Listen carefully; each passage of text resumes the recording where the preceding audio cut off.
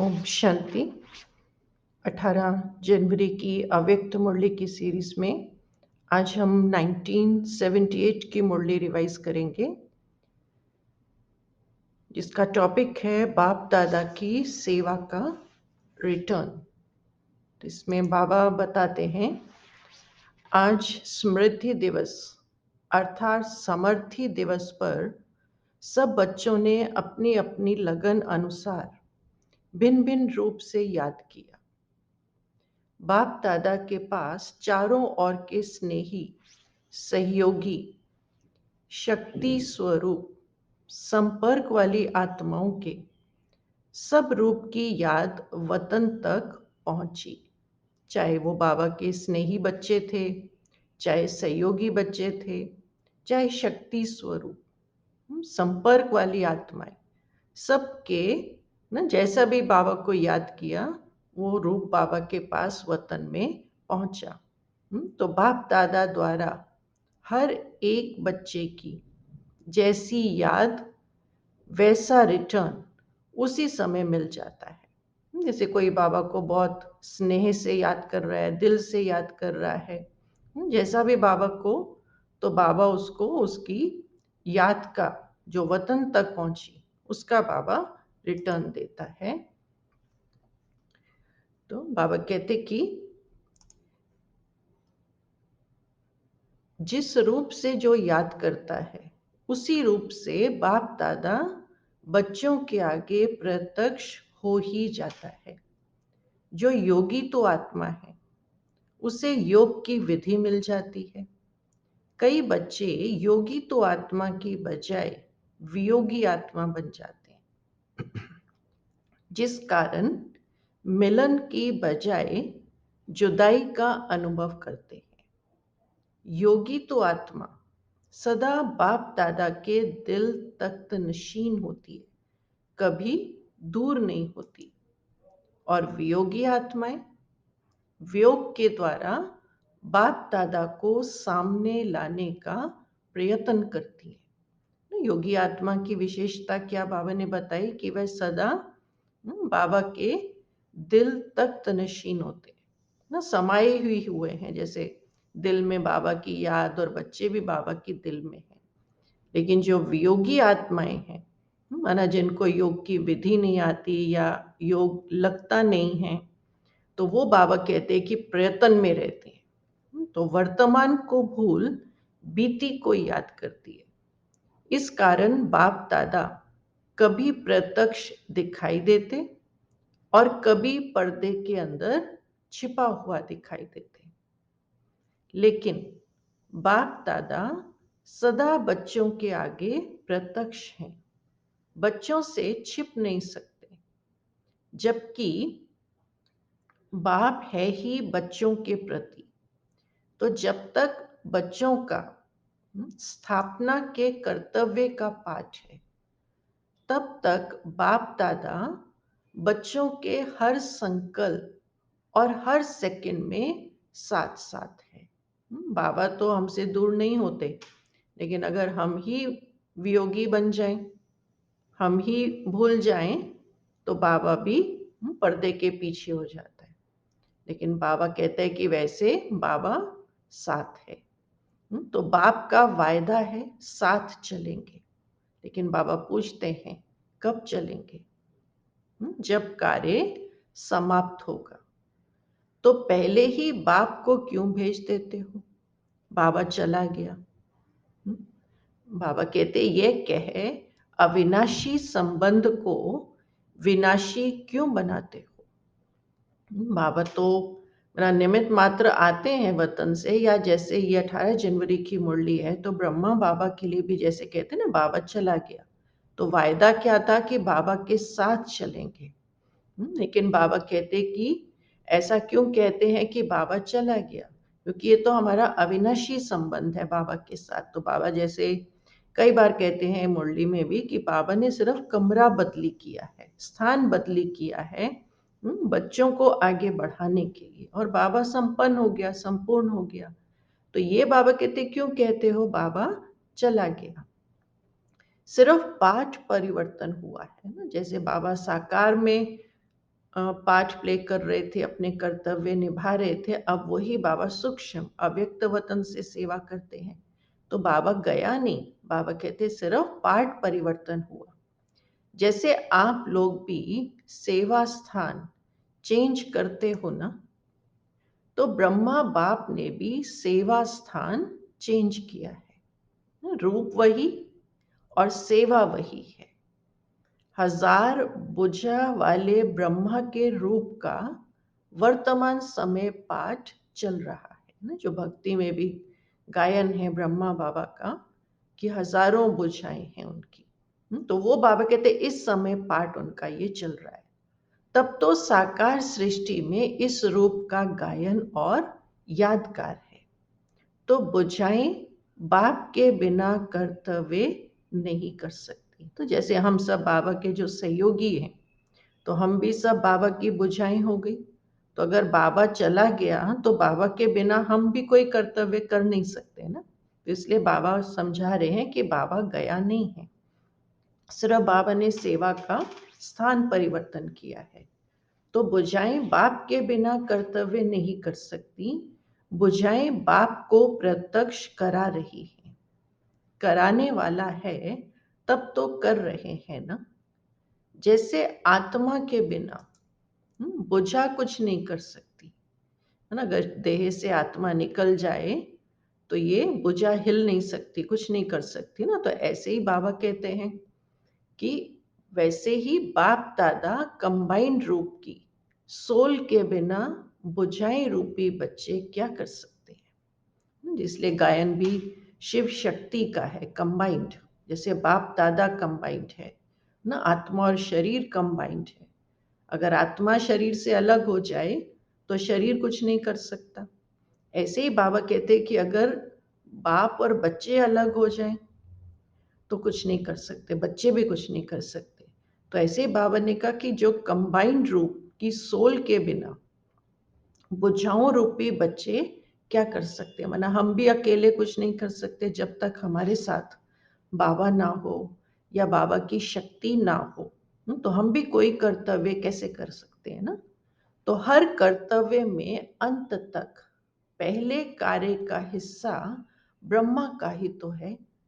ब्रह्मा अर्थात आदि देव, आदि देव अर्थात हर शुभ कार्य की आदि करने वाले ना। आदि देव माना जो भी शुभ कार्य शुरू किया वो पहले ब्रह्मा बाबा ने किया, फिर ब्रह्मा बाबा को देख सभी करते हैं। तो शुभ कार्य की आदि करने वाले आदि देव ब्रह्मा।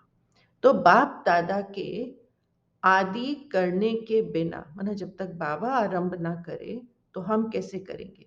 तो बाप दादा के आदि करने के बिना अर्थात आरंभ करने के बिना कोई भी कार्य सफल कैसे हो सकता है। तो हर कार्य में पहले बाप का सहयोग है। अनुभव भी करते हो, वर्णन भी करते हो, फिर भी कभी कभी भूल जाते हो है ना। जैसे कोई भी कार्य होता है, जैसे हम बाबा को याद करके शुरू करते हैं, बाबा को साथ लेके शुरू करते हैं, तो वो कार्य कितना सहज हमको अनुभव होता है ना। ये हम अनुभव भी करते हैं कि बाबा के बिना जैसे हमारा कार्य उस कार्य में बहुत मेहनत लगती है, उतना सफल नहीं होता। तो इसलिए बाबा कहते हैं ये सब आप अनुभव भी करते हो कि बाप का पहले बाबा का सहयोग चाहिए होता है ना। तो ये वर्णन भी करते हैं, फिर भूल जाते हैं। तो प्रेम के सागर में, प्रेम की लहरों में क्या बन जाते हो, बाबा पूछ रहे हैं। प्रेम के सागर में, प्रेम की लहरों में क्या बन जाते हो। लहरों से खेलना है, ना कि लहरों के वशीभूत हो जाना है ना। अगर लहरों के वशीभूत हो गए तो वो तो उठा के कहीं भी फेंक देगी, लहर है। लेकिन जिनको खेलना आता है, जैसे आपने देखा होगा सागर में कई खेल रहे होते हैं लहरों से, और कईयों का ऐसा होता है कि लहर उनको उठा के कहीं भी फेंक देती है। तो वो जैसे वशीभूत हो जाना। तो गुणगान करो लेकिन घायल नहीं बनो। ये नहीं कि बाबा कहते कि फिर बाप दादा देख रहे हैं कि बच्चे मेरे साथी हैं, लेकिन बच्चे जुदाई का पर्दा डाल देखते रहते हैं। बाबा से जुदा हो जाते हैं। जुदा हो गए तो बाप और बच्चे के बीच में जैसे एक पर्दा आ गया या दीवार आ गई या डिस्टेंस आ गया, और फिर बाबा कहते हैं कि घायल हो जाते हैं, फिर लहरों में खेलना नहीं आता। तो वो बाबा कहते हैं जुदाई का पर्दा डाल देखते हैं, फिर ढूंढने में समय गंवाते हैं कि बाबा कहाँ गया। जैसे पहले भी बाबा ने पॉइंट बताया ना कि कुछ जो हैं वो कैसे बाबा को याद करते हैं। तो कई जो हैं फिर भूल जाते हैं ना, वर्तमान को भूल जाते हैं, या बाबा को अपना साथी नहीं बनाते हैं, साथ नहीं रहते हैं, बाबा से दूर हो जाते हैं, अलग हो जाते हैं, कंबाइंड नहीं रहते हैं। तो वहाँ बाबा ने कहा कि फिर ढूंढने में समय गवाते हैं, हाजिर हजूर को भी छिपा देते।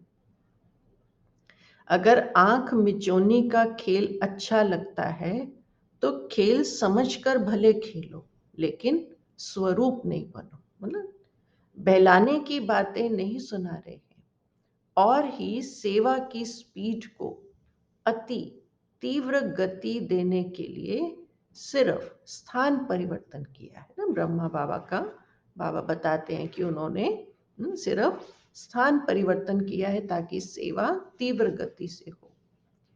इसीलिए बच्चों को भी बाप समान सेवा की गति को अति तीव्र बनाने में बिजी रहना चाहिए। ये है स्नेह का रिटर्न ना, स्नेह का भी रिटर्न। और बाबा जो हमारी इतनी सेवा करते हैं, पालना करते हैं, तो हमें भी उनको उसका रिटर्न देना है ना। तो बाप जानते हैं बच्चों को बाप से अति स्नेह है, लेकिन बाप का बच्चों के साथ साथ सेवा से भी स्नेह है। तो बाप से स्नेह का प्रत्यक्ष स्वरूप सेवा से स्नेह। ये बाबा मतलब अगर हमको बाबा से स्नेह है तो जो बाबा की सेवाएं हैं उनसे भी हमको स्नेह होगा। जैसे पल पल बाबा बाबा कहते हो, वैसे हर पल बाप और सेवा हो, तब ही सेवा का कार्य समाप्त होगा और साथ चलेंगे। क्योंकि साथ चलना है तो बाबा कहते हैं कार्य भी तो समाप्त करना है। तो इसलिए बाबा कहते हैं कि बाप और सेवा ये साथ साथ हो तो सेवा का कार्य भी समाप्त हो और फिर हम बाबा के साथ चले। अब बाप दादा हर एक बच्चे को लाइट माइट हाउस के रूप में देखते हैं। माइक पावरफुल हो गए हैं, लेकिन लाइट, माइट और माइक तीनों ही पावरफुल साथ साथ चाहिए। माना हमारी अवस्था कैसी हो, लाइट भी हो और माइट भी हो और माइक भी हो। जैसे बाबा कई बार कहते हैं ना, मनसा वाचा कर्मणा, तीनों एक साथ सेवा करो, तीनों से एक साथ सेवा करो। ऐसे बाबा क्या कहते हैं यहाँ पे भी, सिर्फ एक माइक नहीं बन जाओ ना, बहुत अच्छा ज्ञान सुनाना, भाषण करना, सेवा करना, लेकिन उसके साथ साथ बाबा कहते हैं लाइट और माइट भी हो। तो लाइट, माइट और माइक तीनों ही पावरफुल साथ साथ चाहिए। आवाज में आना सहज लगता है ना। अब ऐसी पावरफुल स्टेज बनाओ जिस स्टेज से हर आत्मा को, है ना, जैसे किसी को ज्ञान देते हैं अच्छा लगता है, लेकिन उसके साथ साथ बाबा कहते क्या होना चाहिए, हर आत्मा को शांति, सुख और पवित्रता की तीनों ही लाइट्स अपनी माइट से दे सको। यह बाबा चाहता है। कह के नहीं, करके भी दिखाएं और उनके अंदर भी करने की शक्ति हो, अनुभव भी करें। जैसे साकारी सृष्टि में जिस रंग की लाइट जलाते हो तो चारों ओर वही वातावरण हो जाता है। अगर हरी लाइट होती है तो चारों ओर वही प्रकाश छा जाता है। एक स्थान पर होते हुए भी एक लाइट वातावरण को बदल देती है। जैसे आप लोग भी जब लाल लाइट करते हो ना, रेड लाइट करते हो, तो ऑटोमेटिकली याद का वायुमंडल बन जाता है ना। सब ऑटोमेटिकली साइलेंस में चले जाते हैं, आवाज में नहीं आएंगे। तो वो रेड लाइट से वो वातावरण बन जाता है। ऐसे जब स्थूल लाइट वायुमंडल को परिवर्तन कर लेती है, तो आप लाइट हाउस पवित्रता की लाइट से व सुख की लाइट से वायुमंडल नहीं बना सकते हो, है ना। आपके भी आसपास का वातावरण में क्या होना चाहिए, बाबा क्या चाहता है, ऐसे लाइट हाउस बन जाओ, ऐसे माइट हाउस बन जाओ कि पवित्रता की लाइट, सुख की लाइट, शांति की लाइट ये वायुमंडल में हो ना। स्थूल लाइट आंखों से देखते हैं, लेकिन रूहानी लाइट अनुभव से जानेंगे। तो वर्तमान समय इस रूहानी लाइट्स द्वारा वायुमंडल परिवर्तन करने की सेवा है। तो बाबा कहते सुना, अब सेवा का क्या रूप होना है। दोनों सेवा अब साथ साथ हो। दो सेवाएं कौन सी, बाबा कहता है माइक और माइट। माना बोलना भी है और उसमें शक्ति भी हो, और जो अन्य आत्माएं हैं उनको अनुभव भी हो, है ना। जिसको बाबा ने कहा वातावरण बन जाए, तो माइक और माइट ना, ये दोनों बाबा कहते हैं साथ साथ होना चाहिए। Light, mic, might. क्योंकि अगर लाइट नहीं होगी तो माइक भी नहीं होगा, माइक नहीं चलेगा, माइट नहीं होगी तो भी बाबा कहते कि ये काम नहीं करेगा। तो इसलिए तीनों बाबा कहते हैं जिसमें सेवा, माइक और माइट, शक्तिशाली बोल हो, अथॉरिटी से बोले, ऐसा बोल बाबा कहते अभी हो। तो माइक, जैसे माइक होता है ना कि दूर तक आवाज और बहुत लोगों तक आवाज पहुंचाता है, इतनी उसमें माइट होती है कि दूर तक आवाज जाती है उसकी। बिना माइक के आवाज कम होगी। तो माइक माना ऐसा, ऐसी सेवा हो जो विहंग मार्ग की सेवा हो, अनेकों तक मैसेज चला जाए। लेकिन माइट भी हो ताकि वो वातावरण, जो बाबा ने कहा जैसे रेड हो जाती है लाइट तो वातावरण होता है, तो उनको स्नेह का, शांति का, है ना, ये वातावरण बन जाए। तो इतनी आपके अंदर माइट होनी चाहिए। तो माइक और माइट तब सहज सफलता मूर्त बन जाएंगे। अच्छा, ओम शांति।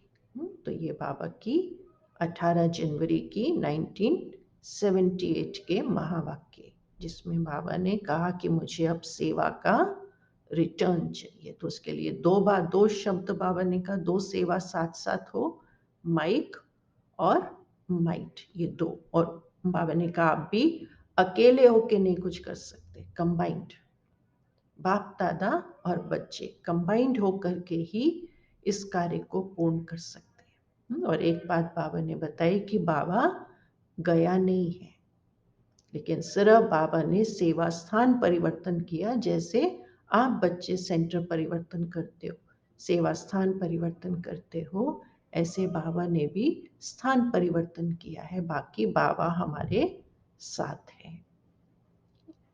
ओम शांति।